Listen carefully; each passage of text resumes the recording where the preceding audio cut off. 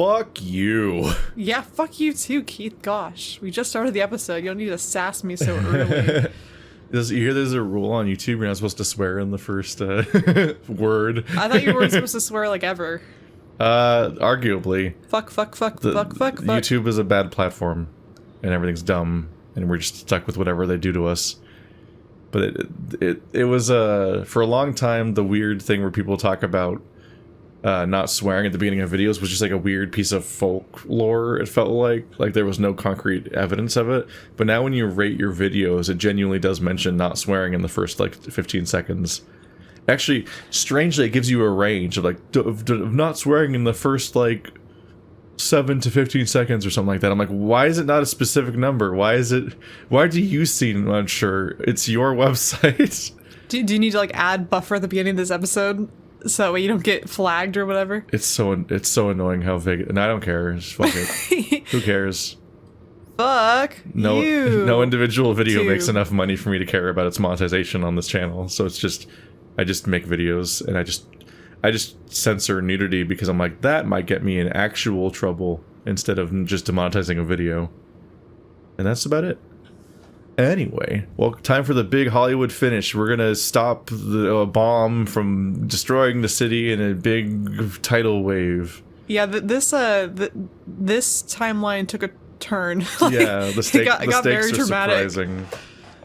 Like, as far as I can tell, yeah, the stakes last time were two separate instances of will me and the couple of people I'm with escape this specific situation, and this one is like, hey, life is strange. Let's go. Remember Carl's route where the stakes were like, will we ever eat actual grilled cheese sandwiches and not drywall ever again? Will I finish my essay or my project or whatever it is that Chase needs to do? And a lot of nooses. Yeah, remember routes where Chase even thinks about his project because things are going okay enough that it still seems in the cards? No, I don't remember that at all. Because in this route, freaking Carl goes missing so quickly in a more concrete, permanent way that like immediately we never even think about his project again. Like it's just so irrelevant to the entire story. Because like, why would he even care about his project at that point? Whereas you'll remember the like several days in Leo's route, we were still like going for walks with Kudzu to check out like an old fountain that might be good for some photos. A water and stuff. pump for some reason. Like the pretense was still there. Jenna smiles tiredly at the big Gila. I knew you had some common sense in there somewhere, and maybe even a heart. Shh. Anime noises. I get stuck here because I'm the only fucker who knows how to shoot, and someone needs to watch your asses. He pauses. Also, I just know my aunt would kill me if I let this shit go down. Yeah, because she's in the town, and, like, she's gonna die. Her being mayor and all? Yeah. Yeah. Oh, so that's how I got the job. Since when did you suddenly start giving a shit about echo townies? You just don't want people to fucking die. Like, is that really that hard to believe? The question's clearly directed at Jenna, the lizard grunting in her direction. Jenna shifts in her seat, having to straddle in between Flynn. His truck isn't very big, and none of us particularly wanted to ride in the back. Besides TJ, of course, who always seemed to enjoy being in the truck bed. Like a dog. He's like sticking his face off the side. Oh, that's what they meant by the back. There's only one row, there's only one seat. Fortunately, I managed to call shotgun, which may not have been the wisest of things to shout when everyone was on edge, but too late now. I don't know, she says, all matter-of-factly. This evokes a raised brow from the lizard. I just thought about myself, leaving everything behind like that, knowing what might happen. And I didn't want to be that person. Flynn blinks, wondering if this is truly Jenna he's talking to right now. Fuck. College does make you a bleeding heart, doesn't it? Leo wasn't kidding. He sighs, the highway stretching on in front of us for miles and miles. Jenna turns to me, giving me an appraising look before speaking. Thank you for coming, Chase. I know you didn't have to, but it means a lot. Oh, yeah, no problem. Every inch of my body longs to be heading homeward, driving back to Peyton, to freedom. But here I am. At least Jenna's here. Despite everything that's happened. Brian's attack, the hallucinations, the kidnapping, the haunted van, the voice in my head, Heather's house, and the town going nuts. Everyone is silent as our headlights shine down the long stretch of Route 65 ahead. Maybe we're just exhausted. Physically. Emotionally. Spiritually? I exhale and rest my forehead against the cool window, watching the town's lights blur past. Soon, the lights stop and are replaced by darkness, shadows of shapes barely visible through the condensation-tinged glass. We never go this way. No one does. We're getting close to Echo Canyon. The bumps and hills of Echo being replaced by vast, open desert, contrasted by the sheer cliff face of the western mesa. There's not much out here but land owned by the feds, most notably the dam and the old proving grounds. I remember there used to be a checkpoint booth up ahead, but it hasn't been manned in decades. It's here you can see the lake most clearly. All of it. It seems smaller than I remember. Yet there's still that tightness in my gut and the urge to look away. So I do. I keep my eyes fixed on the space between my feet. Flynn's camouflage patterned floor mat, oddly captivating. Of course he has a camouflage floor mat. Like, Flynn. In what universe? What an edgy boy. What does it even mean? Why? That's custom. Why would you get that? It's then I notice a blinking green light shining through my left pocket. Instinctively, I think it's my phone and reach for it, but then I remember as I pull it out. It's the pink walkie-talkie baby monitor thing from earlier. Oh yeah? I run my thumb over the surface of it, feeling the worn and chipped plastic. Looks like there might even be little teeth marks on the side, like a small child gnawed on it at some point. I remember being like that, thinking everything colorful must be some edible dessert, waiting to be bitten into. That's dangerous. Yes. Isn't antifreeze blue?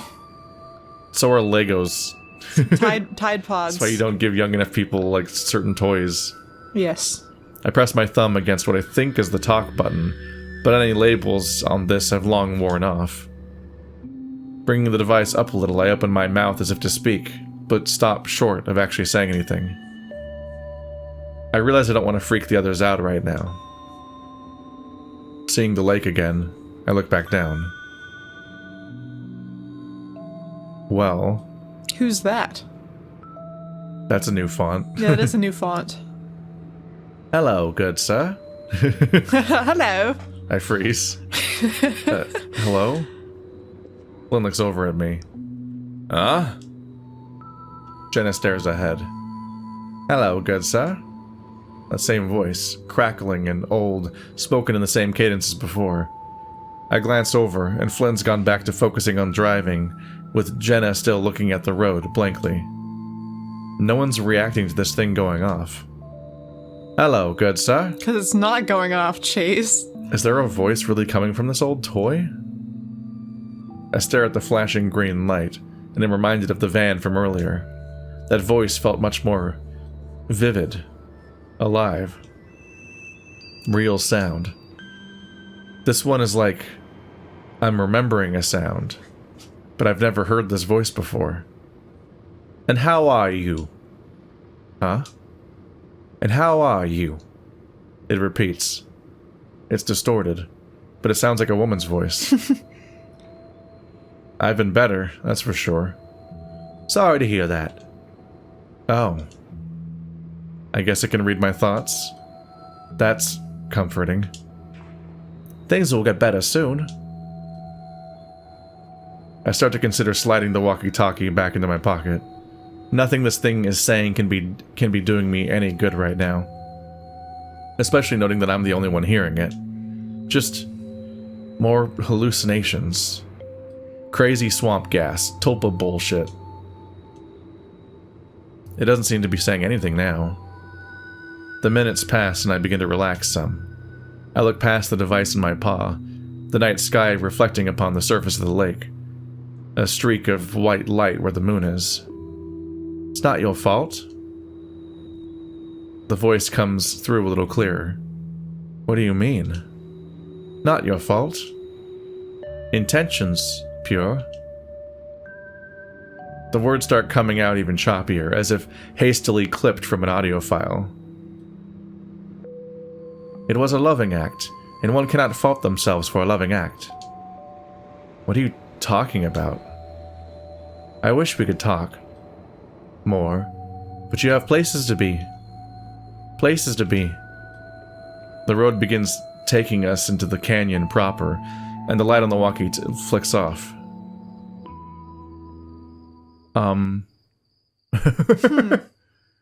What's your guilty conscience got, Chase? What'd you do? I mean, he has a lot of voices in his head. He has a lot of consciousness, a lot of Jiminy Crickets up in there. Yeah, it just feels implied that he's blaming himself for something, but his intentions were pure. It's like, what'd you do? What'd you do, Chase? What was it? Nothing Leo related. All those things were not pure intention. That was just him being selfish. Yeah.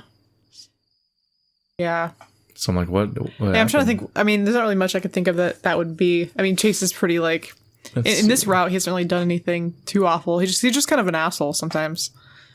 Yeah, most of his shit is all what he did with Leo before the game started. Yeah.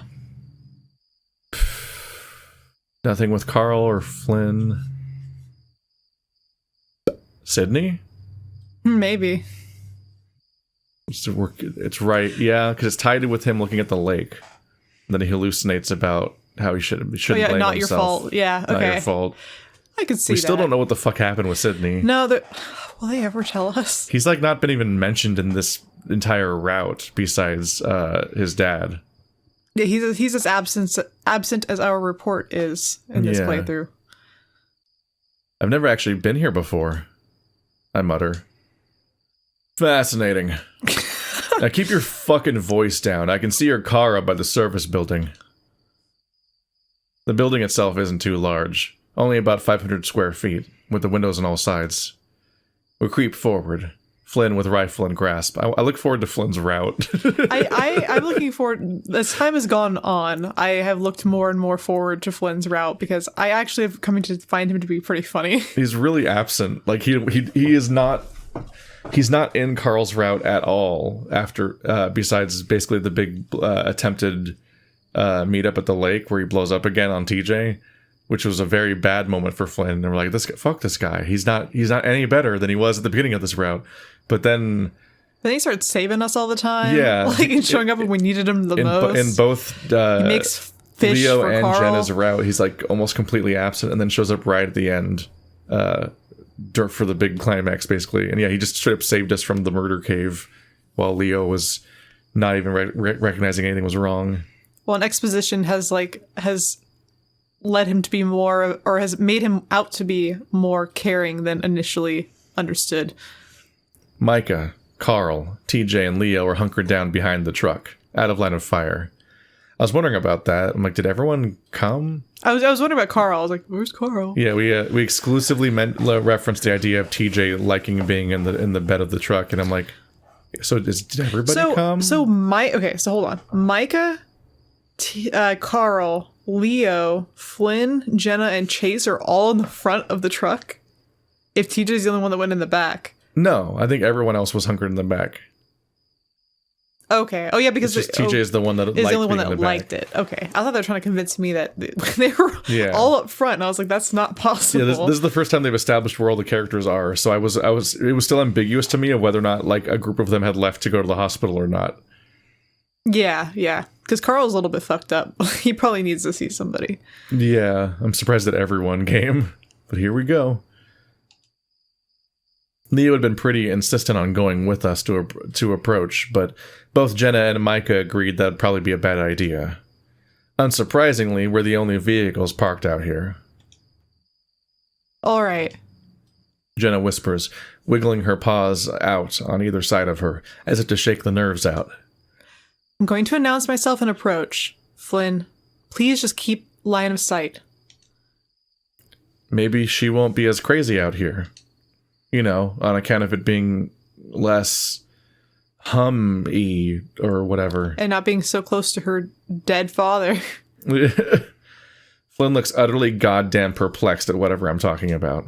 Honestly, I don't fully understand it myself, but its effects were pretty damn evident earlier. Well, that's a theory. It's all Jenna says, giving my waist a gentle pat, to which I frown. Okay, I need to set up. Flynn eyes an outcropping along the side of the canyon edge next to us, pointing to it. The slope isn't too steep to climb, and the bushes and rocks act as natural cover for a vantage point.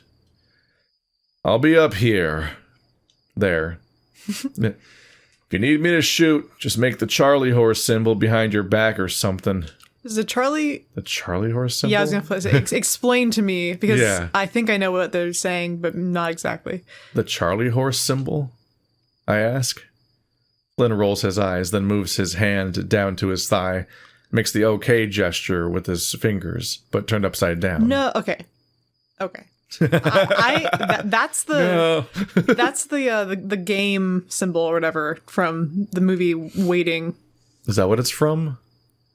Yes, I'm pretty sure. I mean, there might be earlier instances, but not that I know of. Yeah, I don't know the origins of Circle Game. I thought they meant Charlie horse, a hand symbol or hand gesture, or whatever, like where you put your thumb. It's like you put your thumb. Because you want it to really hurt, so you kind of jut out your couple of your knuckles. When you punch them, it hurts really bad. I know that I used to remember how to punch people Charlie horse style, but it's been a while. Is that a thing? Yeah, no, it's like when you punch them, you want your top couple knuckles to stick out further. So when you punch them, it's really concentrated to that one spot. What does it mean to give someone a Charlie horse? It's when you punch them. Is a Charlie horse not a leg cramp? Shit. And what is it? What do you call it when you grab now. somebody's wrist with both hands and then twist in opposite directions? Indian burn. Oh, I'm sure that's sensitively named. Yeah, very sensitively named by children. The Chinese Indian bird. Okay, so a Charlie horse is the cramping of your leg. So I think the whole thing is that you're giving someone a Charlie horse, like on purpose. Charlie horse punch, a deep bruise to the muscles of the thigh. So you're giving them, so you're administering the pain yourself as opposed to it naturally occurring through cramping. Just thinking like when you give someone a dead leg. We're getting into the minutiae of children's bullshit. I mean, maybe the much. fist thing is unique to me because I just wanted to hurt people more. But I was taught... I just wanted to hurt people more. I was taught to stick my knuckles out just a little bit, so when you punch them, it's like really, really, really concentrated to those top two knuckles. So you just like get them real good. You can't punch that hard like that though, because you'll just hurt yourself. Because it's such a bad way to actually try to punch people.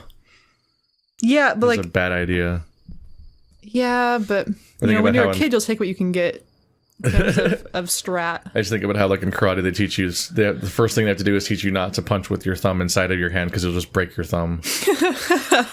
That's like that is an important lesson. That's like a reflexive way to try to make a fist when you're like a child and don't understand what you're doing. You ever get a snake bite? Quote that child yard play yard type injury. It's where you take someone's skin and you pinch it in between your knuckles. No. Yeah, that was like another one. You pinch it and you pull. I was like, isn't a snake bite a piercing? It is also a piercing, yes.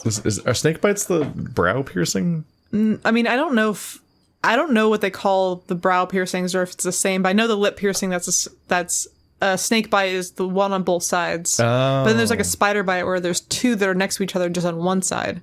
And there's a dog bite that's two on top, two on bottom. There's a whole bunch of different variations. Yeah. Anyway, I recognize it instantly, moments before Flynn strikes my thigh with his knuckles. Oh. Ah! Jenna quickly shoves her paw over my muzzle, shooting a glare at Flynn. Flynn. Unacceptable. Go stand in the corner. Flynn appears. Take a time out. Flynn appears unapologetic, checking the lever on his repeater. Okay, I'm heading up. Jenna lets out a little puff of air, her tail still behind her. Flynn turns, glancing back at her. I got your back. She gives the Gila a grateful nod. Thank you, Flynn. There's a pause, and she speaks again. I'm glad you've cooled down since your outburst at the river. Jenna. It's not the time. Jenna. It's not the time. Jenna, why are you like this? Jenna, why are you always like this? Why are you bringing up stuff right now? She can't stop bringing things up all the time like this. I'm like, please stop. This would be like an internal Chase thought, potentially, but Jenna's saying these things out loud all the time. I'm like, wow, you're behaving really well this time. Considering last time. Considering. I know how much you wanted to talk. There's a strange timing to Jenna's words, a finality to them. As if she's getting words unsaid out in the open before facing the danger that awaits us. I think Flynn recognizes this and stops. Sid's dead. You two ain't yet. Let's keep it that way. They should have brought everyone to the river and just said that. Like, we're not dead. That's great. Thumbs up. We all have closure now. That's it. Well, there weren't stakes of killing Sydney before. Well, I know, but their little chat at the river that ended up in an outburst should have just been like, yeah, we have a dead friend. That sucks. Well, we're all alive. That's cool. Okay, bye, everybody. Oh, the top half of the dam is open. Yeah. I was trying to parse the weird texture I was looking at. I'm like, oh, it's the mountain seeing through some of it. Because all the top ones are open. Jenna and I stand there for a moment. Wow. Wow. I mutter. I can't tell if it's an oversimplification of Flynn's feelings on the matter, but right now, that particular spat can wait. The others are starting to peek their heads out from behind the truck, wondering what we're doing. Not too late to back out, you know. Come on, Chase. Of course, I do appreciate the sentiment. I could always just take Carl's advice, though. He spoke to you? He was zonked out in the truck bed last I saw. He just passed out in the back of the truck. She nods, lowering herself to a crouched position. I do the same, with a grimace. He mumbled, suplex her. I let out an amused exhale through my nose, untangling my tail from a bush I'm pushing through. Oh, Carl. Good to have him back. Oh, Carl. Oh, Carl. That was the correct cadence. As we approach, I can see the front door to the service building is open, light spewing out from the inside. We're far enough away that our truck isn't really visible. We prop ourselves up on either side of the door.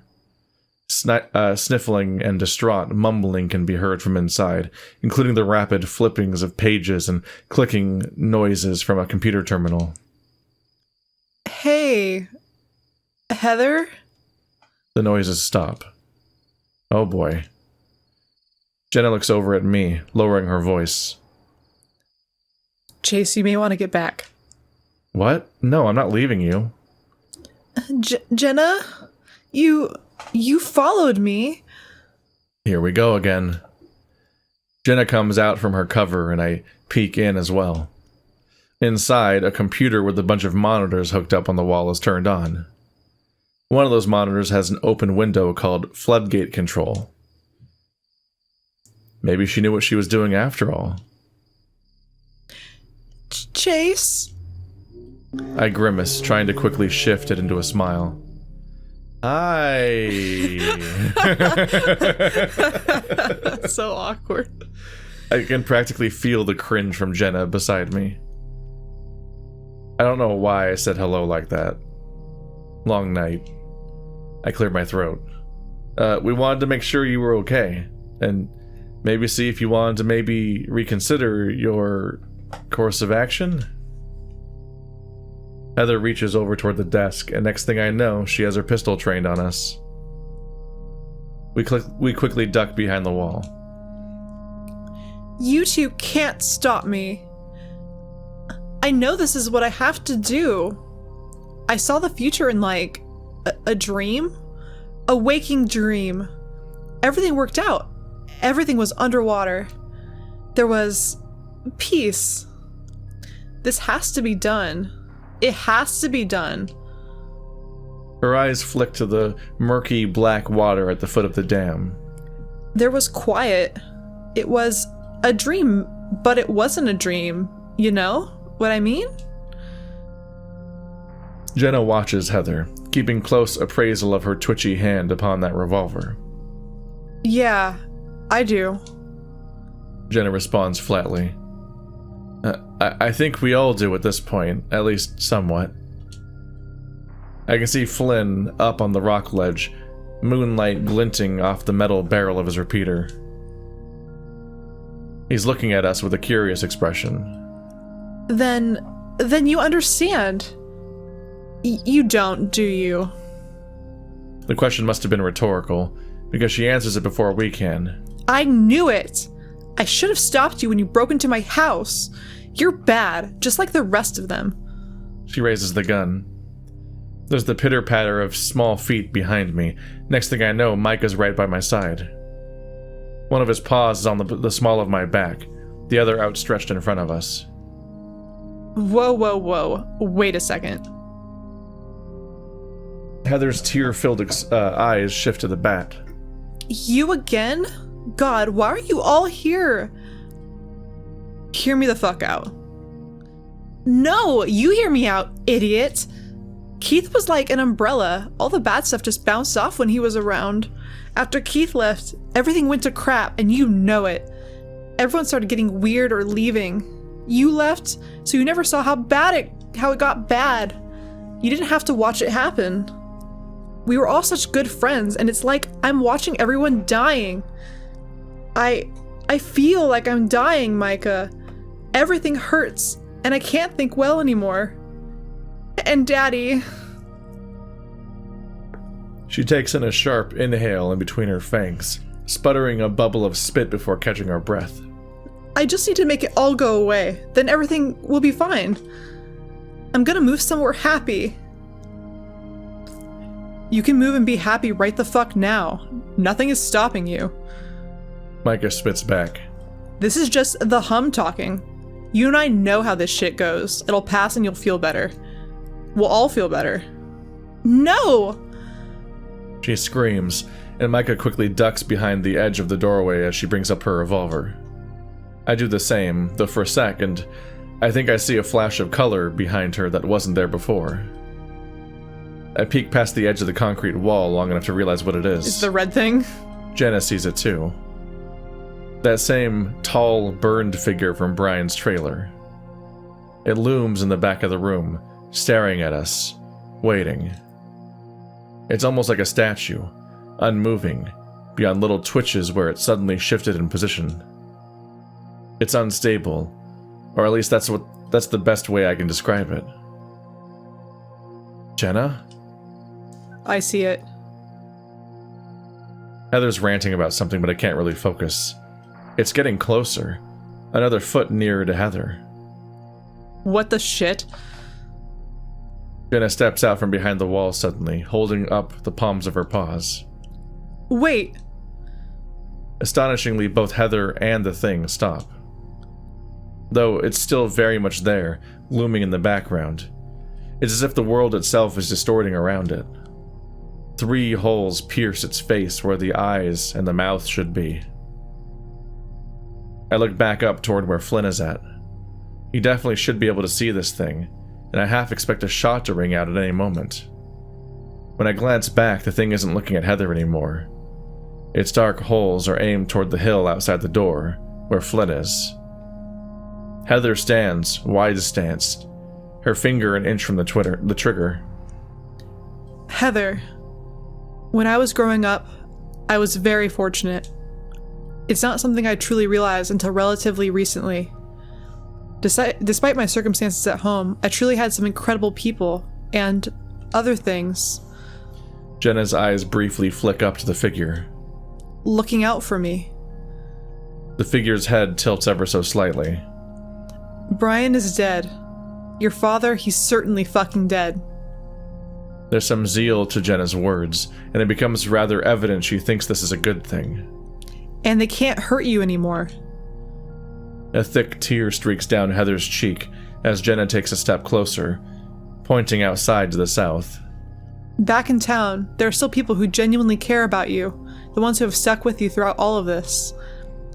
Jeremy, he's a complete turd, and I'd give him a piece of my mind if I saw him, but he genuinely likes you. Same with Clint. But Clint talks about all the things we used to do to you guys growing up, all the things that were said. Why are you saying they're good? What we do as children does not have to define us as adults. Heather, I don't honestly believe you want to hurt your friends.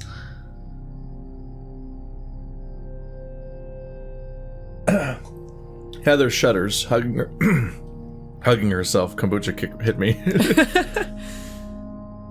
I'd honestly be tempted to rush her for the gun if that thing wasn't still standing behind her, watching Jenna speak. Heather sobs, her thin wrists trembling, as if the weight of the pistol in her paws has burdened her for too long. Finally, they droop, the gun limply hitting the floor. I flinch, though thankfully it doesn't go off. The red entity lingers so close to Heather, it's practically touching her. Then, it's as if a great, silent wind sucks it backward, its body contorting to the pull, a strip of its flesh disappearing in the void.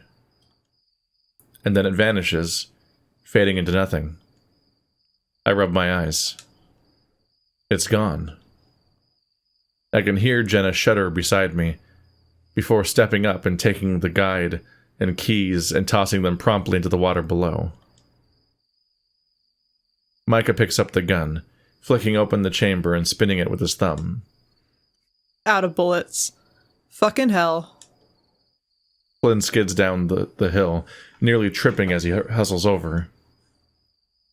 You mad fucking tit dirts actually did it. It's a reoccurring one. Dirt. He likes that one. I like that one too.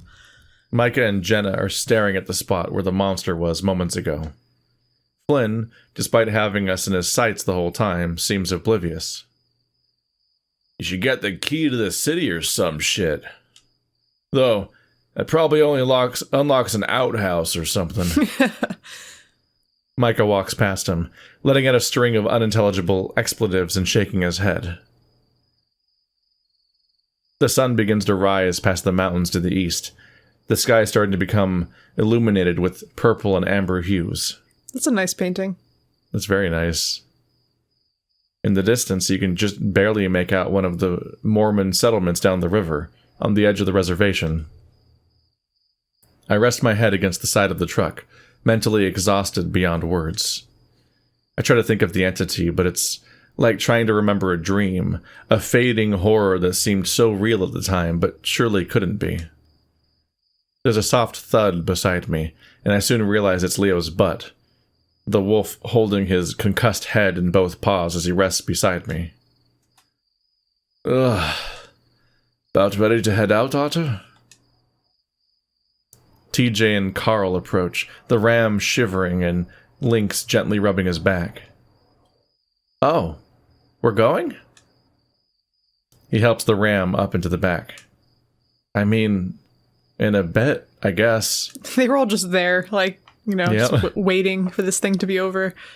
Jenna and Micah are talking to Heather. Flynn wanders over, throwing the rifle in the back before leaning his rump against the tire.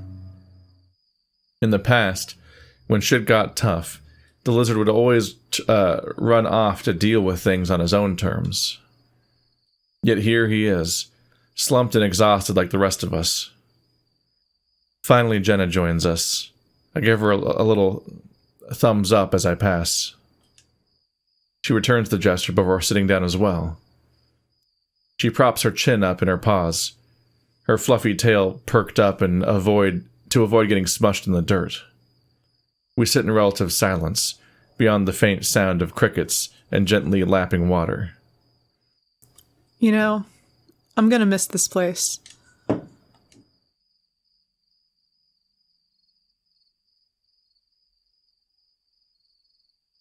Jenna glances over, frowning some. You know I was joking, right? I expected some laughter there. I think you're plenty funny, Jenna. Yay! I respond tiredly. Micah, seemingly out of nowhere, comes up and props his elbow on the hood. Shut up, Chase. I was just curious.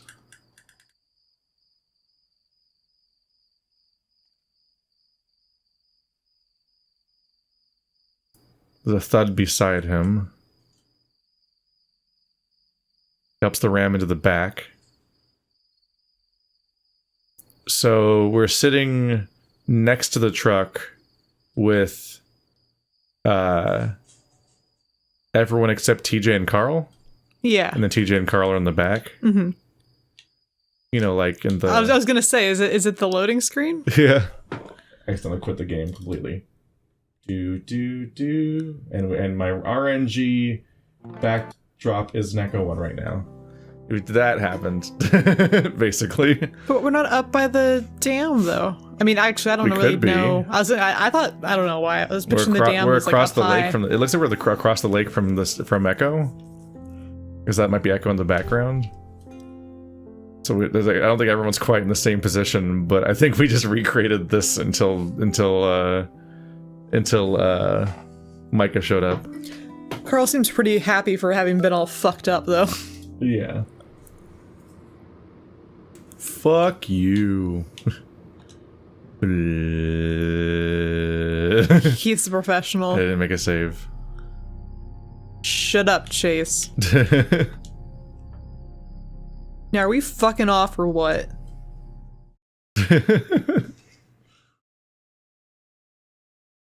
Good ending?